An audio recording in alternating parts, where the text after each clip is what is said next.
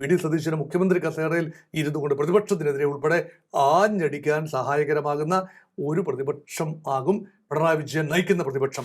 മുഖ്യമന്ത്രി കസേരയിൽ നിന്നും പ്രതിപക്ഷ നേതാവിലേക്ക് വരുമ്പോൾ ജനം ആദ്യം കമ്പയർ ചെയ്യാൻ പോകുന്നത് ശരീരഭാഷയാണ്. ഹൈക്കമാൻഡിനെ കൊണ്ട് അതിശക്തനായ കെ.സി. വേണുഗോപാലിനെ മാറ്റി നിർത്തി വി ഡി സതീശനെ പോലെ ഒരാളെ അംഗീകരിപ്പിക്കുന്നു എന്ന് പറഞ്ഞാൽ അനിതര സാധാരണമായ ഒരു വൈഭവം കാട്ടാതെ പറ്റില്ല എന്ന് എല്ലാവർക്കും അറിയാം. പിണറായിയുടെ പരാജയമല്ല, മുഖ്യമന്ത്രിയുടെ പരാജയമല്ല, മറിച്ച് CPM-ന്റെ പരാജയമാണ്, പാർട്ടി സംഘടനാ സംവിധാനത്തിന്റെ പരാജയമാണ് സംഭവിച്ചത് എന്ന രീതിയിലുള്ള വിലയിരുത്തലാണ് ഇപ്പോൾ കൂടുതലും ജില്ലാ കമ്മിറ്റികളിൽ വന്നത്. ഈ പറയുന്ന ഫ്രീബീസ് കൊടുക്കണമെങ്കിൽ ഖജനാവിൽ പണം എത്തണം. അതിന് രണ്ട് വഴിയാണ്. ഒന്ന്, തനത് വരുമാനം ഉണ്ടാവണം. രണ്ട്, കൃത്യമായി കേന്ദ്ര ഫണ്ടുകൾ എത്തുന്നു എന്ന് ഉറപ്പുവരുത്തണം. ലീഗിനെ ദുർബലപ്പെടുത്തിയാൽ ആ സ്ഥാനത്ത് വരാൻ പോകുന്നത് ആരാണ്? ജമാഅത്തെ ഇസ്ലാമികൾ, അല്ലെങ്കിൽ SDPI, വെൽഫെയർ പാർട്ടി, തീവ്ര റാഡിക്കൽ ഇസ്ലാമിസ്റ്റുകൾ. അതാണോ വേണ്ടത്? കേരളം നിലനിൽക്കണ്ടേ? പാർട്ടി ജനറൽ സെക്രട്ടറി, സംസ്ഥാനത്തെ സെക്രട്ടറിയും ജനറൽ സെക്രട്ടറി MA ബേബിയും ദേശീയ ജനറൽ സെക്രട്ടറിയും പിണറായിയേക്കാൾ ഏറെ താഴെയാണ്.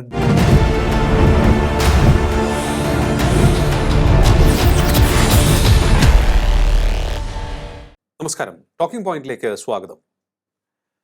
പിണറായി വിജയൻ മാറി വി ഡി സതീശൻ മുഖ്യമന്ത്രിയായി എത്തുമ്പോൾ ഏതൊക്കെ തരത്തിലുള്ള ശൈലി മാറ്റമാണ് കേരളം പ്രതീക്ഷിക്കേണ്ടത്?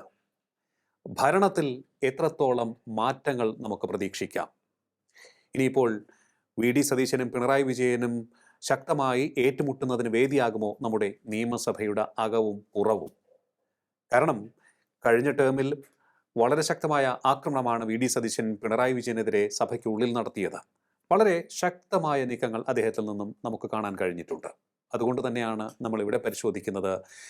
പ്രതിപക്ഷ നേതാവായി പിണറായി വിജയൻ വരുമ്പോൾ, മുഖ്യമന്ത്രിയായി വി ഡി സതീശൻ വരുമ്പോൾ കേരളം കാണാൻ പോകുന്ന രാഷ്ട്രീയ യുദ്ധമായിരിക്കുമോ, അതോ വികസനത്തിലെ ഐക്യവും നമുക്ക് കാണാൻ കഴിയുമോ? പരിശോധിക്കാം. നമ്മോടൊപ്പം ചേരുന്നു രാഷ്ട്രീയ നിരീക്ഷകൻ ഡോക്ടർ മോഹൻ വർഗീസ്. നമസ്കാരം സർ, ടോക്കിംഗ് പോയിന്റിലേക്ക് സ്വാഗതം. നമസ്കാരം. പിണറായി വിജയൻ നമുക്കറിയാം, വ്യത്യസ്തമായ ഒരു ശൈലി, കാർക്കശ്യം. മറ്റു പല നേതാക്കൾക്കും കാർക്കശ്യം ഉണ്ടായിരുന്നുവെങ്കിൽ തന്നെയും അതിനൊക്കെ ഒരു സോഫ്റ്റ് വശം എവിടെയെങ്കിലുമൊക്കെ തന്നെ ഉണ്ടായിരുന്നു. പക്ഷേ ഒരു അടിമുടി കാർക്കശക്കാരനായിട്ടുള്ള പിണറായി വിജയനെ 10 വർഷം കണ്ട കേരളം ഇപ്പോൾ വി ഡി സതീശൻ എന്ന നിലപാടിൽ ഉറച്ചു നീങ്ങുന്ന നേതാവിലേക്ക് മുഖ്യമന്ത്രി സ്ഥാനം എത്തുമ്പോൾ എന്തൊക്കെ പ്രതീക്ഷിക്കുന്നു എന്നുള്ളതിന് വലിയ മാനമാണുള്ളത്. ഒട്ടേറെ പ്രതീക്ഷിക്കുന്നുണ്ട്. കാരണം നമ്മുടെ എല്ലാം തന്നെ ഇമോഷൻസിനെ ഒട്ടേറെ സ്വാധീനിച്ച ഒരു നേതാവാണ്. സാധാരണക്കാരായിട്ടുള്ള മലയാളികളെ ഇമോഷണലി ഏറെ സ്വാധീനിച്ച നേതാവാണ് വി ഡി സതീശൻ. അതുകൊണ്ട് തന്നെ എല്ലാവരും കരുതുന്നത് സത്യത്തിനൊപ്പം നിൽക്കും, ആദർശ ധീരനായ ഒരു പോരാളിയാണ് വി ഡി സതീശൻ. പ്രതിപക്ഷ നേതാവ് സ്ഥാനത്ത് നിന്നും മുഖ്യമന്ത്രി കസേരയിൽ എത്തുമ്പോഴും അത് തുടരുമെന്ന് പ്രതീക്ഷിക്കുന്നു. പക്ഷേ മുഖ്യമന്ത്രിയാകുമ്പോൾ നമുക്കറിയാം ഒട്ടേറെ കടമ്പകൾ അദ്ദേഹത്തിന് കടക്കേണ്ടി വരും. അതുകൊണ്ടാണ് ചോദിക്കുന്നത്, പ്രതിപക്ഷ നേതാവ് സ്ഥാനത്ത് നിന്നും വി ഡി സതീശൻ മുഖ്യമന്ത്രി കസേരയിൽ എത്തുമ്പോഴും, മുഖ്യമന്ത്രി കസേരയിൽ നിന്നും പ്രതിപക്ഷ നേതാവിൻ്റെ കുപ്പായത്തിലേക്ക് പിണറായി വിജയൻ എത്തുമ്പോഴും നമ്മൾ ഇനി കാണാൻ പോകുന്ന രാഷ്ട്രീയ നീക്കങ്ങളിലെ വ്യത്യസ്തത, അല്ലെങ്കിൽ അതിൻ്റെ ഇൻട്രസ്റ്റിംഗ് ഫാക്ടേഴ്സ് എന്തൊക്കെയായിരിക്കും? 2 താരങ്ങൾ. ഒന്ന് ഉദിച്ചുയരുന്ന താരകം, മറ്റൊന്ന് അസ്തമിച്ചുകൊണ്ടിരിക്കുന്ന താരകം. അസ്തമിക്കുന്ന താരകത്തിന് ഒരു പുതുജീവൻ നൽകി വീണ്ടും രാഷ്ട്രീയ നഭോമണ്ഡലത്തിൽ ഇങ്ങനെ പ്രകാശിപ്പിച്ച് നിർത്തുകയാണ് ശ്രീ പിണറായി വിജയനിലൂടെ. മുൻ മുഖ്യമന്ത്രിയെ പ്രതിപക്ഷ നേതാവായി അവരോധിക്കുക വഴി CPM ഒരു വലിയ റിസ്ക്കാണ് എടുത്തിരിക്കുന്നത്. കാർക്കശ്യത്തിന്റെ ഒരു കമ്മ്യൂണിസ്റ്റ് മുഖം, അല്ലെങ്കിൽ കമ്മ്യൂണിസ്റ്റ് കാർക്കശ്യത്തിന്റെ മുഖമായി പിണറായി വരികയാണ്. അതേസമയം അദ്ദേഹത്തെ എതിർത്ത് നിന്നയാൾ അതിനേക്കാൾ കർക്കശക്കാരനാണ്. കോൺഗ്രസുകാർക്ക് പരിചിതമല്ലാത്ത നിലപാടുകളിലൂടെ, കർക്കശമായ നിലപാടുകളിലൂടെ, കർശനമായ ചില നിബന്ധനകളിലൂടെ വി ഡി സതീശൻ തെരഞ്ഞെടുപ്പ് പ്രചരണം നയിച്ച് ഇപ്പോൾ പിണറായിയുടെ കസേരയിൽ, മുഖ്യമന്ത്രി കസേരയിൽ എത്തിയിരിക്കുന്നു. അപ്പൊ കാർക്കശ്യം തന്നെയാണ് 2 പേരുടെ മുഖമുദ്ര. ഒരു കാർക്കശ്യക്കാരൻ ജനങ്ങളെ ഏറെ വെറുപ്പിച്ചു എന്ന ഒരു ജനവിധി നമ്മൾ കണ്ടു. മറ്റേ കാർക്കശ്യക്കാരൻ ജനം നെഞ്ചിലേറ്റി അദ്ദേഹത്തെ ഇങ്ങനെ സ്വന്തം പാർട്ടിയിൽ പോലും ഒരുപക്ഷെ പരിഗണന ലഭിക്കുന്നില്ല എന്ന് തോന്നിയപ്പോൾ ജനം പാർട്ടിയെ കൊണ്ട് അംഗീകരിപ്പിച്ച നേതാവാണ് വി ഡി സതീശൻ. ഈ രണ്ട് വ്യക്തിത്വങ്ങളെ നമ്മൾ കമ്പയർ ചെയ്യുന്നത് ഒരു വലിയ സാഹസമാണ്. രണ്ട് DNA, രണ്ട് ഓപ്പറേറ്റിംഗ് സിസ്റ്റം. പക്ഷേ ചില സമാനതകൾ ആണ് ഞാൻ പറഞ്ഞത്. കാർക്കശ്യത്തിന് ഒരു മുഖം എന്ന സമാനത. ഇവിടെ ജനം എന്താണ് കാണുന്നത്? പിണറായി വിജയനിലൂടെ കാണുന്നത് ഒരുപക്ഷെ കാർക്കശ്യം എന്നത് വ്യക്തിപരമായ ഒരു സവിശേഷത മാത്രമല്ല, രാഷ്ട്രീയ പ്രത്യയശാസ്ത്രത്തിന്റെ കാർക്കശ്യം മാത്രമല്ല, മറിച്ച് ചില നിലപാടുകളിലും ചില പദപ്രയോഗങ്ങളിലും ഒക്കെ തന്നെ ഈ സഭ്യതയുടെ അതിർവരമ്പ് ലംഘിച്ചുകൊണ്ടുള്ള ഒരു ധാർഷ്ട്യം. കാർക്കശ്യം എന്ന് പറയുന്നതും ധാർഷ്ട്യം എന്ന് പറയുന്നതും തമ്മിലുള്ള അതിർവരമ്പുകൾ വളരെ നേർത്തതാണ്. ഈ ധാർഷ്ട്യത്തിന്റെ സ്വരം കടക്ക് പുറത്തു എന്നതാകാം, അല്ലെങ്കിൽ വീട്ടിൽ പോയി ചോദിക്കുകയാകാം. ഇത് കൊല്ലം CPM കൊല്ലം ജില്ലാ സമ്മേളനത്തിൽ കൊല്ലം ജില്ലാ സെക്രട്ടേറിയറ്റ് പത്തനംതിട്ട ജില്ലാ സെക്രട്ടേറിയറ്റിലും കൊല്ലം ജില്ലാ സെക്രട്ടേറിയറ്റിലും പിണറായി ശൈലിക്കെതിരെ വിമർശനമുണ്ടായി. ഇത് ഡാഷിംഗ് ക്യാരക്ടർ എന്നാണ് പിണറായിയെ കുറിച്ച് പറയുന്നത്. അപ്പൊ ഡാഷ് ചേർത്ത പദപ്രയോഗങ്ങൾ എങ്ങനെയും പൂരിപ്പിക്കാം കേരള സമൂഹത്തിന്. അപ്പൊ അതുകൊണ്ട് അങ്ങനെയുള്ളവരെ എങ്ങനെയാണ് ജനം കൈകാര്യം ചെയ്തത് എന്നും ഈ ജില്ലാ സെക്രട്ടറിയിൽ ഇരുന്നുകൊണ്ട് ആളുകൾ കണ്ടതാണ്. ഒരു തിരുത്തലിന്റെ ഒരു അവസരം ഉണ്ടായിട്ട് ഈ പഴയ ശൈലി മതി. ഇത് കമ്മ്യൂണിസ്റ്റുകാരുടെ ഒരു മാറി ചിന്തിക്കുമ്പോഴാണ് ഒരു കമ്മ്യൂണിസ്റ്റ് പുതുമയുണ്ടാവുന്നത്. എപ്പോഴും ഒരു യുഗം കഴിഞ്ഞതിന് ശേഷം, സ്റ്റാലിനിസ്റ്റ് യുഗം കഴിഞ്ഞതിന് ശേഷം, ലെനിസ്റ്റ് യുഗത്തിന് ശേഷം സ്റ്റാലിൻ മാറി ചിന്തിച്ചു. സ്റ്റാലിന് ശേഷം ക്രൂഷ്ചേവ് മാറി ചിന്തിച്ചു. മാവോ സേതുവിന് ശേഷം ചൈനയിൽ ഡെങ് സിയാവോപിങ് മാറി ചിന്തിച്ചു, അല്ലേ? ഡെങ് യുഗത്തിന് ശേഷം ഹു ജിൻടാവോയും പിന്നീട് വെൻ ജിയബായോയും അതിനൊക്കെ ശേഷം ഇപ്പോൾ ഷീ ജിൻപിങ്ങും ഒക്കെ മാറി മാറി ചിന്തിച്ചു. ഇവിടെ ഒരു മാറ്റവുമില്ലാതെ മുഖ്യമന്ത്രി കസേരയിൽ നിന്നും പ്രതിപക്ഷ നേതാവിലേക്ക് വരുമ്പോൾ ജനം ആദ്യം കമ്പയർ ചെയ്യാൻ പോകുന്നത് ശരീരഭാഷയാണ്. അത് ഒഴിവാക്കാനാവില്ല. കാരണം ജനം കാണുന്നത് ഈ നടക്കുന്ന രൂപമാണ്, നിൽക്കുന്ന രൂപമാണ്, ഉച്ചരിക്കുന്ന വാക്കുകളാണ്. അവിടെ പിണറായി വിജയൻ ഒരു സ്പെൻഡ് ഫോഴ്സായി ജനം കണ്ടാൽ തെറ്റു പറയാനാവില്ല. കാരണം ശരീരഭാഷ വളരെ പ്രതിപക്ഷ നേതാവിന് ചേരുന്ന ഒരു ചടുലത, അത് പ്രായാധിക്യം കൊണ്ടാണ്. പിണറായി വിജയനും വി ഡി സതീശനും തമ്മിൽ 2 പതിറ്റാണ്ടിൻ്റെയെങ്കിലും പ്രായ വ്യത്യാസമുണ്ട്.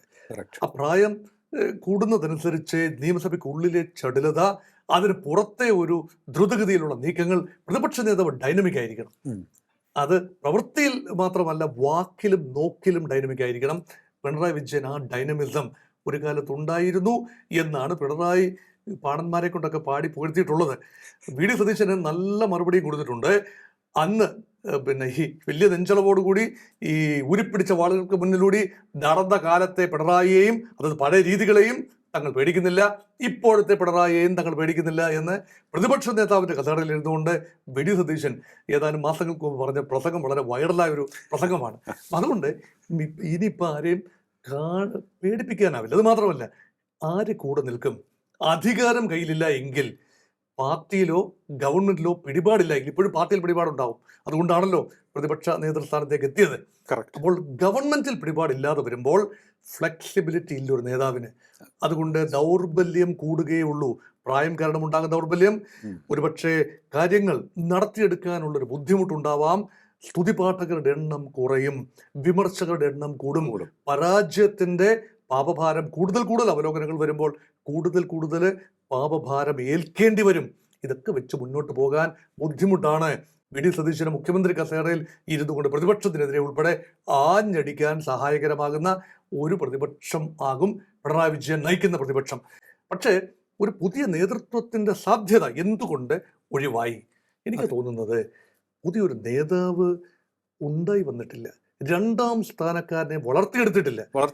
സ്വാഭാവികമായി വരേണ്ടത് കേന്ദ്ര കമ്മിറ്റി മെമ്പർ, സെക്രട്ടേറിയറ്റ് മെമ്പർ, സംസ്ഥാന സെക്രട്ടേറിയറ്റ് മെമ്പർ ആയ KN ബാലഗോപാലാണ്. പക്ഷെ ഒരുപക്ഷെ മരുമകനെ ഒന്ന് വാഴിച്ചതിന് ശേഷം മാത്രമേ തനിക്ക് സിംഹാസനത്തിൽ നിന്ന് ഇറങ്ങാനാവൂ, ക്യാബിനറ്റ് റാങ്കിൽ നിന്ന് ഇറങ്ങാനാവൂ എന്നൊരു ചിന്തയുണ്ടോ? അത് പാർട്ടിക്കുണ്ടോ എന്ന് എനിക്കറിയില്ല. MV ഗോവിന്ദനാണ് പാർട്ടി സെക്രട്ടറി എന്ന് ഓർക്കണം. അതുകൊണ്ട് പാർട്ടി സെക്രട്ടറി ഏറെ പഴികെട്ടു. പാർട്ടിയുടെ പരാജയമാണെന്നാണ് ഇപ്പോൾ വിലയിരുത്തൽ. പിണറായിയുടെ പരാജയമല്ല, മുഖ്യമന്ത്രിയുടെ പരാജയമല്ല, മറിച്ച് CPMന്റെ പരാജയമാണ്, പാർട്ടി സംഘടനാ സംവിധാനത്തിന്റെ പരാജയമാണ് സംഭവിച്ചത് എന്ന രീതിയിലുള്ള വിലയിരുത്തലാണ് ഇപ്പോൾ കൂടുതലും ജില്ലാ കമ്മിറ്റികളിൽ വന്നത്. അതുകൊണ്ട് എങ്ങനെ മുന്നോട്ട് പോകും അറിയില്ല. അതേസമയം മറുവശത്തെ വി ഡി സതീശൻ ചാവേറായി വെട്ടി വെട്ടി വന്നയാളാണ്.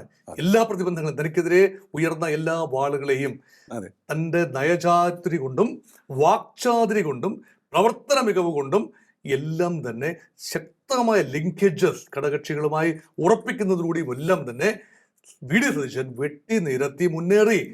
അതുകൊണ്ട് വെട്ടി നിരത്തലിന് ആരും മോശമല്ല, അത് രണ്ട് രീതികളാണ്. ശൈലിയാണ് പറയുന്നതെങ്കിൽ പിണറായിയുടെ വെട്ടിനിരത്തൽ ഒരു ശൈലിയാണ്, സതീശൻ്റേത് കുറച്ചുകൂടി ഈ വ്യത്യസ്തമായ ശൈലിയിലുള്ള ഒരു കൊട്ടാരം അട്ടിമറി തന്നെയാണ് നടന്നത്. ഹൈക്കമാൻഡിനെ കൊണ്ട് അതിശക്തനായ കെ സി വേണുഗോപാലിനെ മാറ്റി നിർത്തി വി ഡി സതീശനെ പോലെ ഒരാളെ അംഗീകരിപ്പിക്കുന്നു എന്ന് പറഞ്ഞാൽ അനിതര സാധാരണമായ ഒരു വൈഭവം കാട്ടാതെ പറ്റില്ല എന്ന് എല്ലാവർക്കും അറിയാം. അതുകൊണ്ട് അദ്ദേഹം പ്രതിപക്ഷ നേതാവായി ശോഭിച്ച ശ്രീ വി ഡി സതീശൻ മുഖ്യമന്ത്രി കസേരയിൽ എത്തുമ്പോൾ ജനത്തിന്റെ പ്രതീക്ഷ വാനോളമാണ്. അവിടെയാണ് പ്രശ്നം. ഈ പ്രതീക്ഷയോടെ തുയരാൻ വി ഡി സതീശന് കഴിയുമോ? സമ്മർദ്ദങ്ങൾ ഉണ്ടാവാമെന്നല്ല, ഉണ്ട്, ഇപ്പോൾ തന്നെ ഉണ്ട് സമ്മർദ്ദങ്ങൾ. ഈ മന്ത്രിസഭാ രൂപീകരണം കഴിഞ്ഞ് നോക്കുമ്പോൾ, മന്ത്രിസഭാ രൂപീകരണമാണ് ആദ്യ സമ്മർദ്ദം, അതൊക്കെ അതിജീവിക്കും. രമേശ് ചെന്നിത്തലയ്ക്ക് ആഭ്യന്തരമന്ത്രി പദവി കൊടുക്കുകയും വേണ്ട ആളുകളെ ചേർത്ത് പിടിക്കുകയും ഒക്കെ ചെയ്യുമ്പോൾ വലിയ സമ്മർദ്ദങ്ങൾ ഇല്ലാതെ തന്നെ മന്ത്രിസഭാ രൂപീകരണം കഴിച്ചേക്കാം. പക്ഷേ അതിനുശേഷമാണ് തീരുമാനങ്ങൾ എടുക്കേണ്ടി വരുന്നത്. ആദ്യ മന്ത്രിസഭാ യോഗത്തിൽ ഉൾപ്പെടെ നിർണായകമായ തീരുമാനങ്ങൾ എടുക്കേണ്ടി വരും. വാഗ്ദാനങ്ങളാണ്, ഇന്ദിരാ ഗ്യാരണ്ടീസ് ആണ് തീരുമാനങ്ങൾ എടുക്കേണ്ട ഒന്നാമത്തെ കാര്യം. അതിൽ ഈ സ്ത്രീകൾക്ക് സൗജന്യ യാത്ര എന്ന് പറയുന്നത് കേൾക്കാൻ രസമുള്ള ഒരു കാര്യമാണ്. അത് എത്രത്തോളം പ്രായോഗികമായി നടത്തിക്കൊണ്ടു പോകാം? എല്ലാ വിഭാഗം സ്ത്രീകളെയും എല്ലാ സ്ത്രീകളെയും ഉൾപ്പെടുത്താനാവുമോ? അതോ ഗ്രേഡിംഗ് ഉണ്ടാവുമോ? അർഹതയനുസരിച്ച് എന്തായിരിക്കും മാനദണ്ഡം, എന്തായിരിക്കും അർഹത? എല്ലാത്തരം ബസ്സുകളിലും, സർക്കാർ ബസ്സുകൾ എന്ന് പറഞ്ഞാൽ express, super express, super deluxe ഉൾപ്പെടെ താഴേക്ക് സാധാരണ ഓർഡിനറി ബസ് വരെ ഉണ്ട്, ഫാസ്റ്റ്, സൂപ്പർ ഫാസ്റ്റ് എന്ന് വേണ്ട എല്ലാത്തരം ബസ്സിലും, എല്ലാ ഡിസ്റ്റൻസ് ബസ്സുകളിലും, എ സി ലോ ഫ്ലോർ ബസ്സിൽ ഉൾപ്പെടെ ഇങ്ങനെയുള്ള സൗജന്യം ഉണ്ടാവുമോ? നിശ്ചയമില്ല. അതുകൊണ്ട് ചില മാനദണ്ഡങ്ങൾ നിർണ്ണയിക്കേണ്ടി വരും. അവിടെ വെള്ളം ചേർക്കലല്ലേ അത്? രണ്ട്, കുട്ടികൾക്ക് സ്റ്റൈപ്പൻഡ് അനുവദിക്കുന്നു എന്ന് പറയുമ്പോൾ അവിടെയും ചില മാനദണ്ഡങ്ങൾ എല്ലാ കുട്ടികൾക്കും അനുവദിക്കേണ്ട കാര്യമുണ്ടോ? അതോ അത് ചിലർക്ക് മാത്രമായി പരിമിതപ്പെടുത്തുമോ? അതുപോലെ ഈ ഗ്യാരണ്ടികളുടെ മൂന്നാമത്തെ ഗ്യാരണ്ടി എന്ന് പറഞ്ഞാൽ 25 ലക്ഷം രൂപ ഈ ഒരു ഉമ്മൻചാണ്ടിയുടെ പേരിലുള്ള ഒരു ഇൻഷുറൻസ് പദ്ധതി, എത്ര പേർക്ക് പ്രയോജനം ലഭിക്കാം? 5 ലക്ഷം രൂപയുടെ ലോൺ കൊടുക്കുന്നത് എങ്ങനെയാണ്? അത് മാത്രമല്ല, ആശാ വർക്കർമാരുടെ ഉടനെ തീരുമാനിക്കേണ്ടി വരും. മാത്രമല്ല ക്ഷേമ പെൻഷൻ, അത് ഗ്യാരണ്ടിയുടെ ഭാഗമാണ്. 2000 രൂപയിൽ നിന്ന് 3000 രൂപയിലേക്ക് ഒറ്റയടിക്ക് വർദ്ധിപ്പിച്ചാൽ ഇപ്പോൾ തന്നെ സംസ്ഥാനത്തിന്റെ പൊതുകടം ഭീതിതമായ ലെവലിൽ നിൽക്കുകയാണ്. സഞ്ചിത കടം പെരുകി വരികയാണ്. എങ്ങനെ മുന്നോട്ട് പോകും? ഖജനാവിൽ പൂച്ച പെറ്റ് കിടക്കുകയാണെന്നാണ് വി ഡി സതീശൻ തന്നെ പ്രതിപക്ഷ നേതാവായിരുന്നപ്പോൾ പറഞ്ഞത്. യു ഡി എഫ് ഒഴിയുമ്പോൾ പുലി പെറ്റ് കിടക്കും ഈ രീതിയിൽ പോവുകയാണെങ്കിൽ. പൂച്ചയൊന്നുമല്ല, വലിയ തോതിലാണ് ഖജനാവിൽ നിന്ന് ചോർച്ച ഉണ്ടാകുന്നത്. ഇതെല്ലാം പോയി കഴിഞ്ഞാൽ എങ്ങനെയാണ്? ഖജനാവിലെ ചോർച്ച തടയുക എന്നുള്ളതാണ് ഏറ്റവും പ്രധാനപ്പെട്ട കടമ്പയെന്ന് തോന്നുന്നു. എന്തായാലും ബാലഗോപാൽ പറഞ്ഞത് 4000-ഓ 6000-ഓ കോടി ബാക്കി വെച്ചിട്ടാണ് പോകുന്നത് എന്ന്. പക്ഷെ അങ്ങനെയാണ് എന്നുണ്ടെങ്കിൽ എന്തുകൊണ്ട് പല കാര്യങ്ങളും മുടങ്ങി, എന്തുകൊണ്ട് ബില്ലുകൾ മാറിയില്ല എന്നുള്ള ചോദ്യം പ്രസക്തമാണ്. അപ്പോൾ ഇതിനകത്ത് ഈ കോടികളുണ്ട് എന്ന് പറയുന്നത് എത്രത്തോളം വിശ്വസിക്കാൻ പറ്റുമെന്ന് എനിക്കറിയില്ല. പക്ഷേ എനിക്ക് തോന്നുന്നു ഇനി വരാൻ പോകുന്ന ഏറ്റവും വലിയ കടമ്പ എന്ന് പറയുന്നത് ബജറ്റിലെ ഈ ട്രഷറിയുടെ ചോർച്ച തടയുക എന്നുള്ളതായിരിക്കണം. ഈ പലപ്പോഴും ഈ സർക്കാരിൻ്റെ പല നടപടികളുടെയും അനാവശ്യമായിട്ടുള്ള ചെലവ് ഒരുപാടുണ്ട്, ഒട്ടേറെ ഉണ്ട്.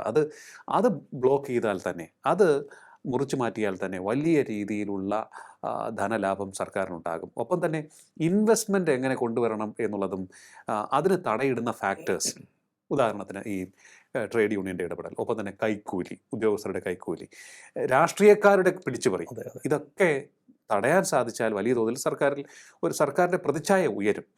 അങ്ങ് പറഞ്ഞതുപോലെ ഈ ഫ്രീ ബീസ് ഒരിക്കലും ഞാൻ റെക്കമെൻഡ് ചെയ്യില്ല. കാരണം കേരളം പോലൊരു സംസ്ഥാനത്ത് സ്ത്രീകൾക്ക് സൗജന്യ ബസ് യാത്ര കൊടുക്കേണ്ട കാര്യം ഉണ്ടോ എന്നുള്ള കാര്യം നമ്മൾ തന്നെ പറയേണ്ടതാണ്. നമുക്കങ്ങനെയൊന്നുമില്ല. കാരണം നമുക്ക് KSRTC നിലനിൽക്കണം, സൗജന്യ ബസ് യാത്രയല്ല, KSRTC നിലനിൽക്കണമെന്ന് ആഗ്രഹിക്കുന്ന ഒരാളാണ്. അപ്പോൾ അതുകൊണ്ട് എനിക്ക് തോന്നുന്നു ഈ ധനകാര്യം ഹാൻഡിൽ ചെയ്യുമ്പോൾ എനിക്ക് വലിയ സൂക്ഷ്മത വേണമെന്ന് തോന്നുന്നു. തീർച്ചയായും അത് വലിയൊരു ഒരു ഫാക്ടറാണ്. കാരണം whoever controls the finances and the national purse and state purse, V D Satheesan തന്നെയാണെന്നാണ്. വി ഡി സതീശൻ തന്നെ ധനകാര്യ മന്ത്രി സ്ഥാനവും കൂടെ വഹിക്കും എങ്കിൽ അദ്ദേഹത്തിന് മുന്നിൽ നിന്ന് നയിക്കാൻ കഴിയും. അതെ, ആഭ്യന്തര വകുപ്പ് ധനകാര്യ വകുപ്പ്. ഈ രണ്ട് വകുപ്പുകളാണ് ഏറ്റവും പ്രധാനം. ആഭ്യന്തര വകുപ്പ് ക്രമസമാധാനവുമായി ബന്ധപ്പെട്ട കാര്യവും ധനകാര്യ വകുപ്പ് ഫിസ്ക്കൽ മാനേജ്മെന്റുമായി ബന്ധപ്പെട്ട കാര്യവും. ഇവിടെ അടിയന്തര ശ്രദ്ധ ഈ ക്രമസമാധാന നില ഇത് കൈവിട്ടു പോയി എന്ന് പറയാനാവില്ല. എക്കാലത്തും പ്രശ്നങ്ങൾ ഉണ്ടായിട്ടുണ്ട്. അതൊക്കെ ഒറ്റപ്പെട്ട സംഭവങ്ങളുണ്ട്. അതിപ്പോൾ UDF ഓ LDF ഓ ഭരിക്കുന്നു എന്ന് നോക്കിയല്ല ക്രിമിനലുകളുടെ അഴിഞ്ഞാട്ടം. പക്ഷേ അതിനെ എങ്ങനെ പോലീസ് കൈകാര്യം ചെയ്യുന്നു? ഇപ്പം രക്ഷാപ്രവർത്തനം എന്നുള്ള പേരിൽ രാഷ്ട്രീയ പ്രതിയോഗികളെ മർദ്ദിച്ചൊതുക്കാനായി ഭരണകൂടത്തിന്റെ ആമായ പോലീസിനെ ഉപയോഗിക്കുന്നത് ധാർഷ്ട്യമാണ്, ധിക്കാരമാണ്. അതിനൊക്കെ ഒരു മാറ്റം വന്നേക്കാം. സതീശൻ ശൈലിയിൽ ഒരുപക്ഷെ മാറ്റം വന്നേക്കാം. അത് തീർച്ചയായും പോലീസിനെ കുറച്ചുകൂടി റെസ്പോൺസിബിൾ ആക്കി ഉപയോഗിക്കാം. കാരണം രാഷ്ട്രീയ പ്രതിയോഗികളെ തല്ലി ഒതുക്കാൻ SFIക്കാരെയോ DYFIയോ തല്ലി ഒതുക്കാൻ വേണ്ടി സ്റ്റേറ്റ് പോലീസിനെ ഉപയോഗിക്കില്ല എന്ന് കരുതാം. പക്ഷേ ഫിസ്ക്കൽ മാനേജ്മെന്റ് അങ്ങനെയല്ല. ഈ പറയുന്ന ഫ്രീബീസ് കൊടുക്കണമെങ്കിൽ ഖജനാവിൽ പണം എത്തണം. അതിന് രണ്ട് വഴിയാണ്. ഒന്ന്, തനത് വരുമാനം ഉണ്ടാവണം. രണ്ട്, കൃത്യമായി കേന്ദ്ര ഫണ്ടുകൾ എത്തുന്നു എന്ന് ഉറപ്പുവരുത്തണം. തനത് വരുമാനം ഉണ്ടാകണമെങ്കിൽ ഇവിടെ ആഭ്യന്തര ഉത്പാദനം ഉണ്ടാകണം, നികുതി വരുമാനം ഉണ്ടാകണം. അതുണ്ടാകണമെങ്കിൽ ഇവിടുത്തെ വർക്ക് കൾച്ചർ, നേരത്തെ ശ്രീ ലിയോ സൂചിപ്പിച്ചതുപോലെ ഇവിടെയുള്ള ഒരു തൊഴിൽ സംസ്കാരം മെച്ചപ്പെടണം. തൊഴിൽ സംസ്കാരം മെച്ചപ്പെടുന്ന ഒരു ദിവസം കൊണ്ട് സ്വിച്ചിട്ട പോലെ സംഭവിക്കുന്ന ഒരു കാര്യമല്ല. അത് ഏറെ സമയമെടുക്കും. അത് PD സതീശൻ എന്ന വ്യക്തിക്ക് മാത്രം ഉണ്ടാക്കാവുന്ന ഒരു സംസ്കാരമല്ല. ട്രേഡ് യൂണിയൻ കൾച്ചർ ഉൾപ്പെടെ, നോക്കുകൂലി ഉൾപ്പെടെയുള്ള കാര്യങ്ങളിൽ നടപടി എടുക്കുക എന്ന് പറയുന്നത് അത്ര എളുപ്പമുള്ള കാര്യമല്ല. രണ്ട്, കേന്ദ്രവുമായി എങ്ങനെ പൊരുത്തപ്പെടും? അത് വളരെ പ്രധാനപ്പെട്ട കാര്യമല്ലേ. ഇടതുപക്ഷ സർക്കാർ വഴി കേട്ടത് അത്രയും വേണ്ട രീതിയിൽ ഫണ്ട് വിനിയോഗിക്കാൻ കഴിഞ്ഞില്ല, വാങ്ങിയെടുക്കാൻ കഴിഞ്ഞില്ല. PM ശ്രീ വഴി വരുന്നത് ഉൾപ്പെടെ സ്കൂളുകൾക്ക് ചിലയിടത്ത് കേന്ദ്രത്തിന് മുന്നിൽ കുനിഞ്ഞു നിന്ന് കൊടുത്തു, അല്ലെങ്കിൽ മുട്ടിലിഴഞ്ഞ് കേന്ദ്രവുമായി സന്ധി ചെയ്തു, ഡീലാണ് എന്ന് തട്ടഹസിക്കുന്ന പ്രതിപക്ഷം. അതിന്റെ നേതാവായ സതീശൻ മുഖ്യമന്ത്രിയായി വരുമ്പോൾ ഈ പറഞ്ഞ കാര്യങ്ങളെല്ലാം ഉറച്ചു നിൽക്കുമോ? കേന്ദ്ര സർക്കാരിൽ നിന്നും ഫണ്ടുകൾ ഇല്ലാതെ പറ്റില്ല. കേന്ദ്രവുമായി, അത് മാത്രമല്ല ഈ ന്യായമായി അലോട്ട് ചെയ്യുന്ന തുകയ്ക്ക് പുറമേ ഉള്ള പല വിഹിതങ്ങൾ, പദ്ധതി വിഹിതങ്ങൾ, അതെല്ലാം തന്നെ വാങ്ങിയെടുക്കാൻ തക്ക ഘടനാപരമായ മാറ്റങ്ങൾ ഇവിടെ കൊണ്ടുവന്നാൽ ഉടനെ പറയും, CPM ഉച്ചത്തിൽ പറയും.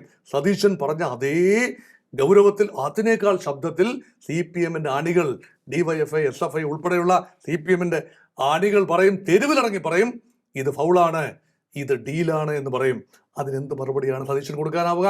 അപ്പൊ പിന്നെ എൻ്റെ ശൈലി ഒരു നീക്കമൊക്കും വേണ്ട, കേന്ദ്രത്തിന് ചില്ലിക്കാശ് വേണ്ട എന്ന് പറയാൻ ധൈര്യം കാണിക്കുക. ഇത് വങ്കത്വമാണ്. അങ്ങനെ പറഞ്ഞാൽ അത് വങ്കത്വം തന്നെയാണ്. അത് രണ്ട്.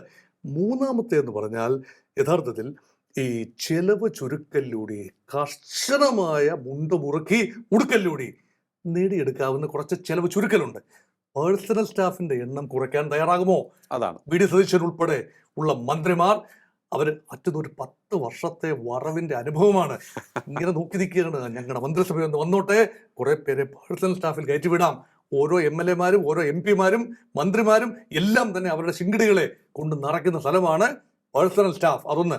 രണ്ട്, ഈ എസ്കോട്ടും പത്രാസും വേണ്ട എന്നാണ്. എസ്കോട്ടും പൈലറ്റും മാത്രം മതി, കൂടുതൽ വാഹനങ്ങൾ വേണ്ട എന്ന ഒരു നല്ല കാര്യം VD സതീശൻ പറഞ്ഞു വെച്ചു. അത് കേവലം സിംബോളിക് ഒരു കാര്യം മാത്രമല്ലേ? ഇതൊക്കെ ഒരു കടൽ കായം കലക്കുന്ന പോലെയല്ലേ ഉള്ളൂ, ചെറിയൊരു മാറ്റമല്ലേ? പക്ഷേ ആ സിംബോളിക് ചേഞ്ച് എന്ന് പറയുന്നത് ശൈലിയുടെ വ്യത്യാസമാണ്. പിണറായി വിജയൻ ഇടതുപക്ഷ അടിസ്ഥാനവർഗ സിദ്ധാന്തത്തിൽ അധിഷ്ഠിതമായ ഇടതുപക്ഷത്തിന്റെ മുഖ്യമന്ത്രി ആയിരുന്നു എങ്കിൽ പോലും മാടമ്പി രീതിയാണ് യാത്രാ സമയത്ത് ഉപയോഗിച്ചത്. പറഞ്ഞ ഭാഷ, യാത്രാ മാർഗങ്ങൾ, ശരീരഭാഷ എല്ലാം തന്നെ ഒരു ശരാശരി മാടമ്പിത്തരത്തിന്റെ ലക്ഷണമാണ്. കറകളഞ്ഞ് ശരാശരി ഒന്നുമല്ല, ഉത്തമ മാടമ്പിത്തരത്തിന്റെ ലക്ഷണമാണ്. മറുവശത്ത് അതേ മാടമ്പിത്തരമാണോ കാട്ടാൻ ഉദ്ദേശിക്കുന്നത് അല്ല എന്നാണ് ആദ്യ സൂചനകൾ. അങ്ങനെയെങ്കിൽ ഒരു ശൈലി, കോൺട്രാസ്റ്റിംഗ് ശൈലി ജനങ്ങൾക്ക് അനുഭവവേദ്യമാണ്. ഉമ്മൻചാണ്ടിയുടെ ശൈലി നോക്കൂ, എത്ര സൗമ്യദീപ്തവും സൗമ്യമായ ശൈലിയാണ്. സിമ്പിൾ ആയിരുന്നു. എന്ത് സിമ്പിൾ ആൻഡ് ഹമ്പിൾ. ഉമ്മൻചാണ്ടിയുടെ സരിത കയറി പറ്റിയത് എങ്ങനെയാ? ഉമ്മൻചാണ്ടിയുടെ ഓഫീസിൽ ആർക്കും കയറി ഇറങ്ങാം എന്നതുകൊണ്ട് സരിതയും കയറി ഇറങ്ങി എന്നേ ഉള്ളൂ. അതിന് ഉമ്മൻചാണ്ടി കൊടുക്കേണ്ടി വന്ന വിലയൊന്ന് ആലോചിച്ച് നോക്കൂ. അതുപോലെ എല്ലാവരുടെയും തോളെ കൈയിടുന്ന ഉമ്മൻചാണ്ടി ശൈലി ഒരുപക്ഷെ വി ഡി സതീശന് പ്രവർത്തിക്കാൻ ആവില്ല, ആവർത്തിക്കാനും ആവില്ല. പക്ഷെ അത് വേണ്ട, അത് വേണ്ട. നമുക്ക് കുറച്ചുകൂടിയൊക്കെ സ്ട്രിക്റ്റ് ആവാം. അത്തരത്തിലൊരു മുഖ്യമന്ത്രിക്ക് ഒരു ഒരു ഒരു ഒരു ബേസിക് സുരക്ഷ വേണം. നമുക്ക് ഇസഡ് കാറ്റഗറി സുരക്ഷ അങ്ങേയറ്റം പോയില്ല എങ്കിൽ പോലും ഒരു ബേസിക് സുരക്ഷ വേണം. ഇസഡ് കാറ്റഗറി സുരക്ഷയുണ്ട് മുഖ്യമന്ത്രി എന്നുള്ളതിൽ. പക്ഷേ ആർക്കും എപ്പോഴും കയറി ഇറങ്ങാൻ പറ്റുന്ന സ്ഥലമാകരുത്. നിയന്ത്രണങ്ങൾ ഉണ്ടാവണം. സതീശൻ എന്ന വ്യക്തി, അതാണ് നമ്മൾ ആഴത്തിൽ നമ്മുടെ ഈ ചർച്ചയുടെ എല്ലാം കുന്തമുന എന്ന് പറയുന്നത് രണ്ട് വ്യക്തിത്വങ്ങളെ കൂടി കമ്പയർ ചെയ്യാതെ, അവിടെ രാഷ്ട്രീയം ഉണ്ട്, ഇല്ലെന്ന് പറഞ്ഞാൽ നമ്മൾ പറഞ്ഞൊക്കെ രാഷ്ട്രീയമാണല്ലോ. പക്ഷേ വ്യക്തിത്വങ്ങൾ നോക്കുമ്പോൾ സതീശൻ അങ്ങനെ ഒരു ഈസിലി ആക്സസിബിൾ ഒരാളാണോ എന്നതാണ്. ഇപ്പോൾ പൊസിഷൻ ചെയ്യുന്നത് അങ്ങനെയാണ്. പക്ഷെ യഥാർത്ഥത്തിൽ അധികാരം ഉണ്ടാകുമ്പോൾ അങ്ങനെ ഈസി ആക്സസ് ഉണ്ടെങ്കിൽ ഒരുപക്ഷെ സതീശന് കാര്യങ്ങൾ നടത്തിയെടുക്കാൻ പറ്റുമോ? ഒരുപാട് പേരെ ഒബ്ലൈജ് ചെയ്യേണ്ടി വരില്ലേ?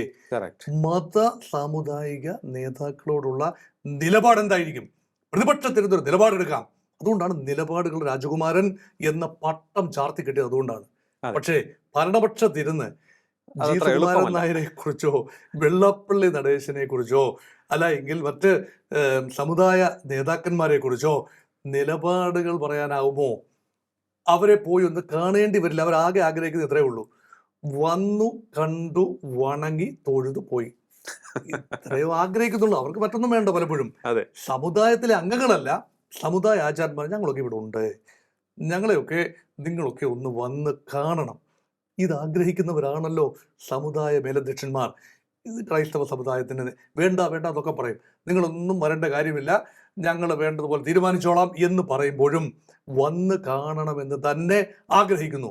വന്ന് കണ്ടാൽ, നേരത്തെ ഒരു പ്രയോഗമുണ്ടല്ലോ, തിണ്ണ നിരങ്ങുക. അപ്പൊ എങ്ങനെയാണ് നിരങ്ങുക? കാറിൽ വന്നാലും പണ്ട് പറയുമല്ലോ, പോലീസ് സ്റ്റേഷനിൽ എങ്ങനെയാണ് കയറുക? നേരെ നടന്ന് കയറുമോ? അത് അഹങ്കാരമായിട്ട് കരുതില്ലേ? എന്നാൽ പിന്നെ ഇടതുകാല് വെച്ച് കയറിയാലും വലതുകാല് വെച്ചും കയറിയാൽ പ്രശ്നമാകുന്നതുകൊണ്ട് ചാടിക്കേറിയാൽ അത് അതിനേക്കാൾ ധിക്കാരമാവില്ലേ? പിന്തിരിഞ്ഞ് കയറിയാൽ, റിവേഴ്സ് ഓർഡറിൽ കയറിയാൽ അത് വലിയ അവഹേളനമാവില്ലേ? എങ്ങനെ കയറും? അപ്പം നിരങ്ങുക എന്നതിന് ഈ പല അർത്ഥങ്ങളുള്ളത് കൊണ്ട് നിരങ്ങാതിരുന്നാൽ അത് ധിക്കാരമായി കാണില്ലേ? നിരങ്ങിയാൽ അത് കുഴപ്പമായി കാണില്ലേ? ഭീരുത്വമായി കാണില്ലേ? ഇതെല്ലാം തന്നെ സതീശനെ കാത്തിരിക്കുന്ന വെല്ലുവിളികളാണ്. അതിനെയൊക്കെ എത്രത്തോളം സമർത്ഥമായി കേരളം സതീശന് കൊടുത്ത മാൻഡേറ്റ്, സമുദായ നേതാക്കളുമായി ആരോഗ്യപരമായ അകലം പാലിക്കുക എന്നതാണ് കൊടുത്ത മാൻഡേറ്റ്. അകലം പാലിക്കാൻ സാധിക്കുന്ന ഒരു അന്തരീക്ഷം കേരളത്തിലുണ്ടോ? ഇത് വലിയൊരു വിഷയമാണ്. അതൊരു വലിയ വിഷയമാണ്. പ്രത്യേകിച്ച് എനിക്ക് തോന്നുന്നു ഈ എതിർപക്ഷത്തുള്ളവർ ഇപ്പോൾ തന്നെ പറഞ്ഞു തുടങ്ങിയിരിക്കുന്നു, വി ഡി സതീശൻ ലീഗിൻ്റെ മുഖ്യമന്ത്രിയാണ്, ജമാഅത്തെ ഇസ്ലാമിയുടെ സ്വാധീനമുണ്ടാകും. അപ്പോൾ ഇത്തരത്തിൽ ഉള്ള ആ പേരുദോഷങ്ങളും എനിക്ക് തോന്നുന്നു അദ്ദേഹത്തിന് അത് സാധിക്കുമെന്നാണ് ഇതുവരെയുള്ള കാര്യങ്ങളിലൂടെ നമുക്ക് മനസ്സിലാക്കേണ്ടത്. പക്ഷേ അദ്ദേഹം അത്തരത്തിലുള്ള കാര്യങ്ങളിൽ കുറച്ചുകൂടി വളരെ കൃത്യത പുലർത്തി മുന്നോട്ട് പോകേണ്ടിയിരിക്കുന്നു എന്ന് തോന്നുന്നു. പ്രതിപക്ഷത്തിരുന്നാൽ അത് സാധിക്കും. അതെ, അകലം പാലിക്കാൻ സാധിക്കും, എന്തും പറയാൻ സാധിക്കും. ഭരണപക്ഷത്തിരിക്കുമ്പോൾ അത് പറയാനാവില്ല. അതാണ് അതിന്റെ യുക്തി. അതുകൊണ്ട് ഭരണപക്ഷത്ത് ആ ഹോട്ട് സീറ്റിലിരുന്ന് AK ആന്റണി ഗദ്ഗതകണ്ഠനായി പറഞ്ഞൊരു കാര്യമുണ്ട്: it is very difficult to deal with the league. ലീഗുമായി ഇടപെടുമ്പോഴാണ് തനി ഗുണം പലപ്പോഴും എനിക്ക് ഫീൽ ചെയ്തിട്ടുള്ളത് എന്ന് ആന്റണി പറഞ്ഞു. എന്ന് പറയുമ്പോൾ ആന്റണി സൗമ്യനാണ്, വലിയ കർക്കശ നിലപാടുകാരനൊന്നുമല്ല. ചില കാര്യങ്ങളിൽ അദ്ദേഹം നിലപാടുകൾ എടുത്തിട്ടുണ്ടെന്നല്ല, ലീഗിന്റെ കാര്യത്തിലൊക്കെ അദ്ദേഹം ആത്മാർത്ഥമായി പറഞ്ഞ കാര്യമാണ്. ഇത് മറ്റൊരു രൂപത്തിൽ സതീശന് പറയേണ്ടി വരുമോ? അതോ അദ്ദേഹം പറയാതെ ഇത് മുഴുവൻ ഇനി ഒരുപക്ഷെ ലീഗ് വളരെ റെസ്പോൺസിബിൾ ആയിട്ട് ഇതുവരെ പെരുമാറിയത് നമുക്ക് മുൻവിധിയോടെ കാണാനാവില്ല. ഇതുവരെ പെരുമാറിയത്, മധ്യസ്ഥാനത്തിൽ ഉൾപ്പെടെ ഇതുവരെ പെരുമാറിയത്, ഈ കാര്യം, ഈ പ്രോഗ്രാം ഇപ്പോൾ നിങ്ങളോട് സംസാരിക്കുന്ന നിമിഷം വരെ ലീഗ് പെരുമാറിയത് വളരെ റെസ്പോൺസിബിൾ ആയിട്ടാണ്. അനാവശ്യ ക്ലെയിം ഉണ്ടായിട്ടില്ല, അല്ലെ? അനാവശ്യമായ വാക്കുകൾ ഒന്നും തന്നെ ഉപയോഗിച്ചിട്ടില്ല. പക്ഷെ പ്രവൃത്തിയിൽ എങ്ങനെയാണ്, എന്തെങ്കിലും ഒളിപ്പിച്ചു വെച്ചിട്ടുണ്ടോ എന്നറിയില്ല. അത് മാത്രമല്ല, ഒരു കാര്യം കൂടി വി ഡി സതീശൻ പറഞ്ഞു വെച്ചു. നോക്കൂ, ലീഗിനെ ദുർബലപ്പെടുത്തിയാൽ ആ സ്ഥാനത്ത് വരാൻ പോകുന്നത് ആരാണ്? ജമാഅത്തെ ഇസ്ലാമികൾ, അല്ലെങ്കിൽ SDPI, വെൽഫെയർ പാർട്ടി, തീവ്ര റാഡിക്കൽ ഇസ്ലാമിസ്റ്റുകൾ. അതാണോ വേണ്ടത്? കേരളം നിലനിൽക്കണ്ടേ? ഒരു സൗമ്യമായ ഒരു മുഖ്യധാരയിൽ നിൽക്കുന്ന ഒരു രാഷ്ട്രീയ കക്ഷി എന്ന നിലയിൽ മുസ്ലിം ലീഗിന്റെ പ്രസക്തി അണ്ടർ എസ്റ്റിമേറ്റ് ചെയ്യാനാവില്ല എന്ന നിലപാടിൽ തന്നെയാണ്. അത് മുഖ്യമന്ത്രിയായി നിയോഗിക്കപ്പെട്ടതിന് ശേഷം സതീശൻ പറഞ്ഞ വാക്കുകളാണ് ഞാനിപ്പോൾ കടമെടുത്തിരിക്കുന്നത്. അങ്ങനെയെങ്കിൽ സതീശന്റെ നിലപാട് ഇതാണ്: ലീഗ് മതേതര പാർട്ടിയാണ്, ലീഗ് മുഖ്യധാര കക്ഷിയാണ്, റാഡിക്കൽ ഇസ്ലാമിസ്റ്റ് സംഘടനയല്ല, അതുകൊണ്ട് മറ്റേത് പാർട്ടിയും കാണുന്ന പോലെ തന്നെയായിരിക്കും ലീഗിനെ കാണുന്നത്. മുസ്ലിം ഇൻട്രസ്റ്റ് പ്രൊട്ടക്ട് ചെയ്യുന്നത് ലീഗിലൂടെ മാത്രമായിരിക്കില്ല. അത് സതീശൻ ലൈനാണ്. അതെ. കോൺഗ്രസിന്റെ MLA-മാരുണ്ട്, മുസ്ലിം MLA-മാരുണ്ട്, അല്ലാത്ത MLA-മാരുണ്ട്. മലപ്പുറം ജില്ലയിലും കോഴിക്കോട് ജില്ലയിലും കോൺഗ്രസിന് ഇപ്പോൾ MLA-മാരുണ്ട്. മുൻകാലത്ത് ആ ധാരാളിത്തമില്ലായിരുന്നു. കോഴിക്കോട് ജില്ലയിൽ ഉൾപ്പെടെ എത്ര കാലം കൊണ്ടാണ് കോൺഗ്രസിന് MLA-മാരുണ്ടാകുന്നത്? അതെ. അത് ആഘോഷമാക്കണമെങ്കിൽ മുസ്ലിങ്ങൾക്ക് എന്തെങ്കിലും പറയാനുണ്ടെങ്കിൽ മുസ്ലിം ലീഗിലൂടെ മാത്രമല്ല കോൺഗ്രസിലൂടെയും പറയാൻ അതെ, കഴിയണം. അതെ, ആ ലൈനാവും സതീശൻ എടുക്കുന്നത്. എടുക്കുക. എനിക്ക് തോന്നുന്നു അങ്ങനെയാണ് മുസ്ലിം ലീഗിനെ ചെക്ക്മേറ്റ് ചെയ്തത്. അതെ, നിങ്ങൾ ബുദ്ധിപരമായി മാത്രം പറയണ്ട, ആ. കോൺഗ്രസ്സുകാരും ഉണ്ട് അവിടെ. അതെ, മുസ്ലിങ്ങൾക്കുള്ളിൽ കോൺഗ്രസ്സുകാരുമുണ്ട്. അല്ലെങ്കിൽ സാധാരണ ജനം പറയട്ടെ, കോൺഗ്രസ്സുകാരോടും കൂടെ പറയാമല്ലോ, നിങ്ങൾ മാത്രം കുത്തക ഏറ്റെടുക്കേണ്ട കാര്യമൊന്നുമില്ല. ആ രീതിയിലൊക്കെ സംഘർഷം ഒന്ന് ലഘൂകരിക്കാൻ സതീശന് കഴിയുമെന്നാണ് എൻ്റെ വിശ്വാസം. മറ്റൊരു പോയിന്റ്, പിണറായി വിജയന് പാർട്ടിയിൽ പൂർണ്ണ ആധിപത്യമുണ്ടായിരുന്നു. ഭരണ സംവിധാനത്തിലും, അതായത് സർക്കാരിലും ഉണ്ടായിരുന്നു, പാർട്ടിയിലും ഉണ്ടായിരുന്നു. പക്ഷേ VD സതീശന് അങ്ങനെ അല്ലല്ലോ. അതാണ് എൻ്റെ രണ്ടാമത്തെ പോയിന്റ്. പിണറായി ഹൈക്കമാൻഡ് തന്നെയാണ്. De facto high command still Pinarayi. അതെ. പാർട്ടി ജനറൽ സെക്രട്ടറി, സംസ്ഥാനത്തെ സെക്രട്ടറിയും ജനറൽ സെക്രട്ടറി MA ബേബിയും ദേശീയ ജനറൽ സെക്രട്ടറിയും പിണറായിയേക്കാൾ ഏറെ താഴെയാണ് ഡിഫാക്ടോ. തത്വത്തിൽ കമ്മ്യൂണിസ്റ്റ് പാർട്ടിയിൽ അവരൊക്കെ തന്നെയാണ് മുകളിലെങ്കിലും പ്രായോഗികമായി അങ്ങനെയാണ്. സതീശന്റെ കാര്യം അങ്ങനെയല്ല. ഹൈക്കമാൻഡിന്റെ പല പടവുകളും കടന്ന് ഡിഫാക്ടോ KC വേണുഗോപാലിനേക്കാൾ വളരെ താഴെ തന്നെയാണ് ഇപ്പോഴും സംസ്ഥാന മുഖ്യമന്ത്രിയായ. പ്രോട്ടോകോൾ ഒന്നുമല്ല ഞാൻ പറയുന്നത്, കോൺഗ്രസ് പാർട്ടിയുടെ ഒരു രീതിശാസ്ത്രം അങ്ങനെയാണ്. അതുകൊണ്ട് കോൺഗ്രസ് പാർട്ടി വിചാരിച്ചാൽ VD സതീശനെ ഏത് രീതിയിലും നിയന്ത്രിക്കാനാവും, ബുദ്ധിമുട്ടിക്കാനാവും. CPM പിണറായിയെ ബുദ്ധിമുട്ടിക്കാൻ ഇതുവരെ വളർന്നിട്ടില്ല. അതെ. അപ്പം പിണറായിയുടെ യുഗം അവസാനിച്ചു എന്നാണ് പലരും കരുതിയത്. പക്ഷേ ഇനിയും ഒരംഗത്തിന് ബാല്യം തനിക്കുണ്ട്. അല്ലെങ്കിൽ ക്യാബിനറ്റ് റാങ്കിൽ നിന്നും താൻ മാറുന്ന പ്രശ്നമില്ല. പ്രതിപക്ഷ നേതാവിന് ക്യാബിനറ്റ് റാങ്ക് ആണല്ലോ. അതുകൊണ്ട് അടുത്ത പിൻഗാമിയെ നിശ്ചയിച്ചതിന് ശേഷം മാത്രമേ താൻ മാറുന്നുള്ളൂ. മാറുന്നില്ല എന്ന് പറഞ്ഞാൽ മാറ്റാൻ തക്ക ഒരു വൈഭവം ഇപ്പൊ പാർട്ടിക്കില്ല. പാർട്ടിക്കെന്നല്ല, ഇടതുപക്ഷത്തിനേ ഇല്ല സർ. ഇച്ഛാശക്തി നഷ്ടപ്പെട്ടിരിക്കുന്നു. കാരണം കഴിഞ്ഞ 4 നൂറ്റാണ്ടിലേറെയായി, ഒന്ന് ആലോചിച്ച് നോക്കുക, 4 നൂറ്റാണ്ടിലേറെയായി 26-27 വർഷമായി CPM-നെ നിയന്ത്രിക്കുന്നത് പിണറായി വിജയനാണ്. നല്ല സമയമാണിത്. ഒരിക്കൽ അധികാരത്തിൽ നിന്നും പോയാൽ യഥാർത്ഥത്തിൽ പാർട്ടിക്ക് ടേക്ക് ഓവർ ചെയ്യാൻ പറ്റും. യഥാർത്ഥ കമ്മ്യൂണിസ്റ്റ് രീതികളിലേക്ക് CPM-ന് സൈദ്ധാന്തിക അടിത്തറയിലേക്ക് വരണമെങ്കിൽ പാർട്ടി ജനറൽ സെക്രട്ടറിയുടെ നഷ്ടപ്പെട്ട പ്രതാപം തിരിച്ചു പിടിക്കണം. അതിന് നല്ലൊരാളാണ് MA ബേബി. സൈദ്ധാന്തികമായ തെളിവുള്ള വിവരമുള്ളൊരു മനുഷ്യനാണ്. അദ്ദേഹത്തിന് മുന്നോട്ട് പോകണമെങ്കിൽ ഈ വലിയ ഒരു ഭാരം തലയിൽ അടിച്ചു വയ്ക്കുന്നതിന് തുല്യമാവും പിണറായി വിജയന്റെ സാന്നിധ്യം, പ്രതിപക്ഷ നേതാവ് എന്ന നിലയിൽ പോലും ഉള്ള സാന്നിധ്യം. പക്ഷെ ഒരുപക്ഷെ ഒരു പാസിംഗ് ഫേസായി ആവാം പാർട്ടിയെ കാണുന്നത്. തൽക്കാലം പിണറായി അധികം താമസിക്കാതെ പുതിയൊരു നേതൃത്വം അത് ഉയർന്നു വരട്ടെ എന്ന് മാത്രമേ കരുതൂ. കാരണം ശക്തമായ പ്രതിപക്ഷം കേരളത്തിന് ആവശ്യമാണ്. UDF-ന് ബെല്ലും ബ്രേക്കും ഇല്ലാതെ VD സതീശൻ വലിയ പ്രതീക്ഷയോടെ വന്നു. പക്ഷേ ബെല്ലും ബ്രേക്കും ഇല്ലാതെ പോയാൽ അതിശക്തമായി ചെറുക്കാൻ ഒരു നല്ല പ്രതിപക്ഷം വേണം. അത് CPM മാത്രം പോരാ, BJP ഉണ്ടാവണം. കേരളത്തിൽ CPM മാത്രം പോരാ, BJP എന്ന പ്രതിപക്ഷം ഉണ്ടാവണം. ജനം തീരുമാനിക്കട്ടെ ആരാണ് നല്ല പ്രതിപക്ഷം എന്ന് ജനം തീരുമാനിക്കട്ടെ. എനിക്ക് തോന്നുന്നു ഈ കാര്യം, അതായത് ശക്തമായ ഒരു പ്രതിപക്ഷം ഉണ്ടാകണം എന്ന് VD സതീശൻ എന്ന മുഖ്യമന്ത്രിയും ആഗ്രഹിക്കും. എന്റെ മനസ്സത് പറയുന്നു. കാരണം മന്ത്രിസഭയിൽ ശക്തമായ ഒരു പിടുത്തമുണ്ടാകും KC വേണുഗോപാലിന്. ആഭ്യന്തര വകുപ്പ് രമേശ് ചെന്നിത്തല കൈയാളുന്നു. അതുപോലെ തന്നെ ലീഗുണ്ട്, ഒരു വശത്ത് ശക്തമായ ബാർഗൈനിങ് അവർ നടത്തുന്നുണ്ടാകണം എന്നാണ് എല്ലാവരും പറയുന്നത്. അപ്പോൾ അങ്ങനെ ഒരു സാഹചര്യത്തിൽ VD സതീശന് നേരിട്ട് ശക്തമായി എതിർക്കാൻ സാധിക്കാത്ത സാഹചര്യങ്ങളിൽ പ്രതിപക്ഷത്തിന്റെ എതിർപ്പ് ചൂണ്ടിക്കാണിച്ചുകൊണ്ട് അദ്ദേഹത്തിന് ഇടപെടാൻ സാധിക്കില്ലേ? അതൊക്കെ സാധ്യതകളാണ്. കാരണം രാഷ്ട്രീയം അനന്തമായ സാധ്യതകളുടെ കലയാണ്. ഈ UDF-ന് വല്ലാത്ത പ്രതിസന്ധി ഉണ്ടായാൽ സതീശനെ നിലനിർത്തേണ്ട ബാധ്യത ഘടകകക്ഷികൾക്കും സ്വന്തം പാർട്ടിക്കാർക്കും ആവും. അതെ. പക്ഷെ അത് അങ്ങനെയാണോ ചിന്തിക്കുന്നത്, അതോ ഇതൊരു അവസരമായി കണ്ടുകൊണ്ട് സതീശനെ പിന്നിൽ നിന്ന് വലിച്ചു താഴെയിടാനാവുമോ ഇവർ ശ്രമിക്കുന്നത്? അറിയില്ല. നമുക്ക് 21 മന്ത്രിമാർ അല്ലെ, സതീശൻ ഉൾപ്പെടെ, മുഖ്യമന്ത്രി ഉൾപ്പെടെ 21 മന്ത്രിമാർ. ആ മന്ത്രിമാരിൽ 11 പേരാണ് മുഖ്യമന്ത്രി ഉൾപ്പെടെ കോൺഗ്രസിന് ലഭിക്കാവുന്നത്. ഒരു പക്ഷേ ലീഗ് വിട്ടുവീഴ്ച ചെയ്യുകയും കേരള കോൺഗ്രസ് വിട്ടുവീഴ്ച ചെയ്യുകയും 2ാം മന്ത്രി സ്ഥാനം കേരള കോൺഗ്രസിനും 5ാം മന്ത്രി സ്ഥാനം ലീഗിനും വേണ്ട എന്ന് പറഞ്ഞാൽ, അല്ലെങ്കിൽ അങ്ങനെ പറയില്ല, അങ്ങനെ വെക്കേണ്ടി ഉറപ്പിച്ചു കോൺഗ്രസിന് ഒരു മന്ത്രി കൂടെ കിട്ടാം, അല്ലെങ്കിൽ മുറിച്ചു കൊടുക്കണം ഈ പറയുന്ന ഘടകകക്ഷികൾക്ക്, CMPക്ക്, അതുപോലെ RMPക്ക് വേണ്ടെന്നാണ് പറയുന്നത്. അല്ലെങ്കിൽ മറ്റു പാർട്ടികൾ RSPക്ക് മുഴുവൻ കൊടുത്തെങ്കിലേ പറ്റൂ. 3 MLA-മാരുണ്ട്. ഒരു ടേം കൊടുത്തെങ്കിലേ പറ്റൂ. ഒരു മന്ത്രി ഉണ്ടാകും, ഷിബു ബേബി ജോൺ ഉണ്ടാവും. കേരള കോൺഗ്രസിന് 7 MLA-മാരിൽ 2 മന്ത്രി, അല്ലെങ്കിൽ 1 മന്ത്രിയും 1 ചീഫ് വിപ്പും, അല്ലെങ്കിൽ 1 മന്ത്രിയും 1 ഡെപ്യൂട്ടി സ്പീക്കറും എങ്കിലും കൊടുക്കേണ്ടി വരും. അപ്പൊ ഇതൊക്കെ കോൺഗ്രസിന്റെ കോട്ടായിൽ നിന്ന് എടുത്ത് കൊടുക്കേണ്ടി വരും. 11 മന്ത്രിമാരും 1 സ്പീക്കറും 1 ഡെപ്യൂട്ടി സ്പീക്കറും എന്ന കോൺഗ്രസിന്റെ ഒരു സാധ്യത, ഇതെല്ലാം ക്യാബിനറ്റ് റാങ്ക് അല്ലെങ്കിൽ വലിയ ഗ്ലാമർ പോസ്റ്റുകളാണ്. അതെ. അതിൽ നിന്നും താഴേക്ക് ഇറങ്ങേണ്ടി വരുമോ? അപ്പോൾ അസംതൃപ്തരെ എങ്ങനെ നിലനിർത്തും, എങ്ങനെ കൂടെ നിർത്തും എല്ലാ ചോദ്യങ്ങളാണ്. അപ്പൊ അവിടെ ഒരു പക്ഷേ ചില വിട്ടുവീഴ്ചകൾ ചെയ്തേക്കാം. ഇനി രമേശ് ചെന്നിത്തല ശക്തനായ ആഭ്യന്തരമന്ത്രി ആകുമ്പോൾ 8 പേരെങ്കിലും ഈ വേണുഗോപാലിന്റെ പേര് പറഞ്ഞ 7 or 8 പേർക്കെങ്കിലും മന്ത്രിസ്ഥാനം കോൺഗ്രസിന് കൊടുക്കേണ്ടി വന്നേക്കാം. അവിടെയാണ്. അപ്പം സതീശനോടൊപ്പം നിൽക്കാൻ ഒരു മന്ത്രിയും ഇല്ലേ? എല്ലാ മന്ത്രിയും സതീശനോടൊപ്പമാണ്. ക്യാബിനറ്റ് സെക്ഷനിൽ അങ്ങനെയാണ്. എല്ലാ പ്രധാനമന്ത്രി അല്ലെങ്കിൽ മുഖ്യമന്ത്രിയോടൊപ്പമാണ് ക്യാബിനറ്റിലെ എല്ലാ മന്ത്രിമാരും. തത്വത്തിൽ മന്ത്രിമാരെ തീരുമാനിക്കാനുള്ള ചുമതല മുഖ്യമന്ത്രിക്കാണ്, അല്ലെങ്കിൽ പ്രധാനമന്ത്രിക്കാണ്. സമ്മതിച്ചു. പക്ഷെ ഇതങ്ങനല്ലല്ലോ. സതീശൻ ഹാൻഡ് പിക്ക് ചെയ്യുന്ന മന്ത്രിമാരാണോ?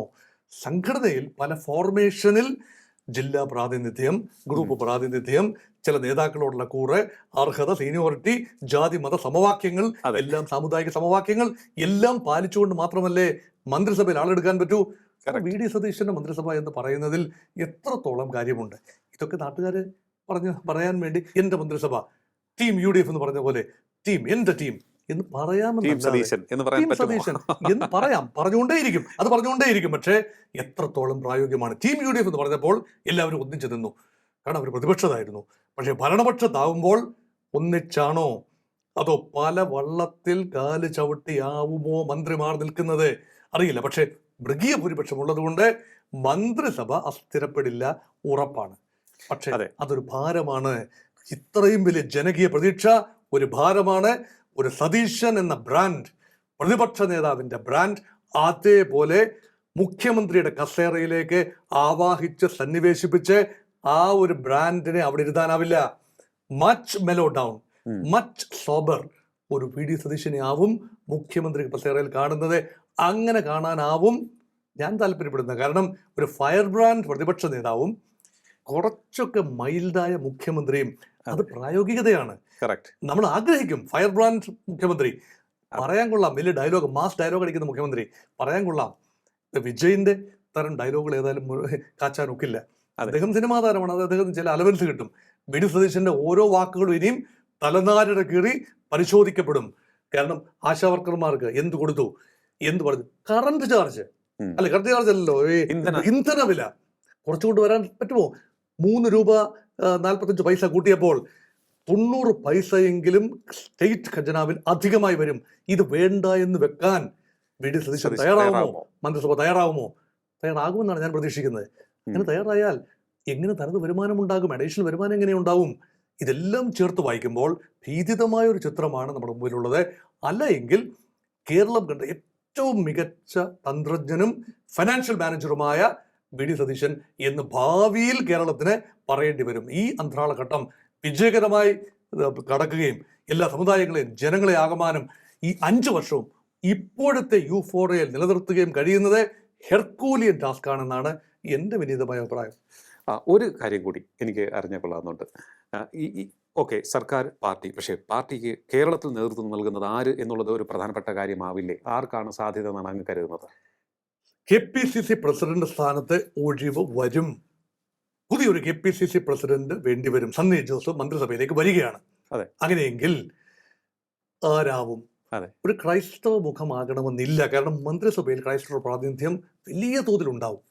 ഇപ്പോഴത്തെ രീതി എങ്ങനെയാണ്? ഘടകകക്ഷികളുടെ 2 ഘടകകക്ഷികളുടെ മന്ത്രിമാരുൾ 3 ഘടകകക്ഷികളുടെ മന്ത്രിമാരുൾപ്പെടെ RSPയുടെ മന്ത്രി ക്രിസ്ത്യാനിയാണ്, CMPയുടെ മന്ത്രി ക്രിസ്ത്യാനിയാണ്, കേരള കോൺഗ്രസിന്റെ മന്ത്രിയും ചീഫ് വിപ്പും ക്രിസ്ത്യാനി ആയിരിക്കും. അവരേ ഉള്ളൂ, അല്ലാതെ മറ്റ് മതവിഭാഗങ്ങളില്ല ഇവിടെ. അതുകൊണ്ടാണ്. അപ്പൊ അത് കഴിയുമ്പോൾ കോൺഗ്രസിന്റെ മന്ത്രിമാരിലും നല്ലൊരു പങ്ക് ക്രൈസ്തവ സമൂഹത്തിനാകുന്നത് കൊണ്ട് KPCC പ്രസിഡന്റ് ഒരു ക്രൈസ്തവനാകാൻ സാധ്യത കുറവാണ്. KPCC പ്രസിഡന്റായിട്ട് ക്രൈസ്തവനായത് എന്തുകൊണ്ടാണ്? പ്രതിപക്ഷ നേതാവും ഒക്കെ പല പല സമുദായത്തിൽപ്പെട്ട ആളായതുകൊണ്ട് UDF കൺവീനർ, പ്രതിപക്ഷ നേതാവ്, KPCC പ്രസിഡന്റ്, 3 സമുദായം, ഒരു ഇടം, ഒരു നായർ, ഒരു ക്രിസ്ത്യാനി എന്ന രീതിയിലാണ്.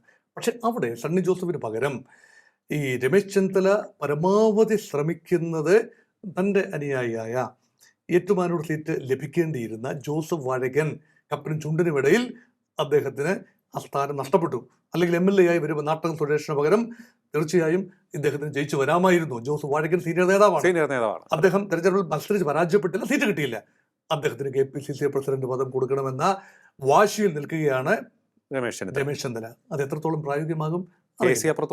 അത് ക്രൈസ്തവ മുഖമാണ്. KC അപ്പുറത്തുണ്ട്. അപ്പൊ KC അപ്പുറത്തുണ്ട്. KCയുടെ ഹാൻഡ് പിക്ക് ചോയ്സ് ആരാവും? അത് വലിയൊരു ചോദ്യമാണ്. അത് ഷാഫി പറമ്പിലാകുമോ? കാരണം ജനപിന്തുണയിൽ ഏറെ മുന്നിലാണ് ഷാഫി പറമ്പിൽ. പക്ഷെ ഷാഫി പറമ്പിലെ മുസ്ലിം ലീഗ് ഇനി എങ്ങനെയാണ് കാണുക? മുസ്ലിം ജനസാമാന്യം KCയുടെ കൂടെ നിന്നതുകൊണ്ട് എങ്ങനെയാവും കാണുക? ഒരു സബ് പ്ലോട്ടാണ്. KCക്ക് കഴിഞ്ഞ ദിവസം വരെ ഉണ്ടായിരുന്ന പിന്തുണ, ഷാഫി പറമ്പിൽ ഉണ്ടായിരുന്ന പിന്തുണ KCയോടൊപ്പം അടിയുറച്ച് നിന്നു എന്ന പേരിൽ ചിലരെങ്കിലുമെല്ലാം ഷാഫി പറമ്പിലെ തൽക്കാലത്തേക്കെങ്കിലും മാറ്റി നിർത്തുന്നുണ്ട്. അതൊരു പുതിയ പ്രവണതയാണ്. പക്ഷേ ഷാഫി പറമ്പിൽ പരിണതപ്രജ്ഞനായ നേതാവാണ്, താരതമ്യേന ചെറുപ്പമാണ്, ഭാവിയിൽ കോൺഗ്രസിന്റെ മുഖ്യമന്ത്രിയാകാൻ സാധ്യതയുള്ള ഒരു മുസ്ലിം ഫേസ് കൂടിയാണ്. അദ്ദേഹം എങ്ങനെയാണ് ഈ ഒരു അവസ്ഥയെ കൈകാര്യം ചെയ്യുന്നത്? ഇപ്പോൾ KPCC പ്രസിഡന്റ് പദത്തിന് വേണ്ടി അദ്ദേഹത്തെ പരിഗണിക്കുക. കാരണം ഡൈനമിക്കാണ്, സംശയമൊന്നുമില്ല.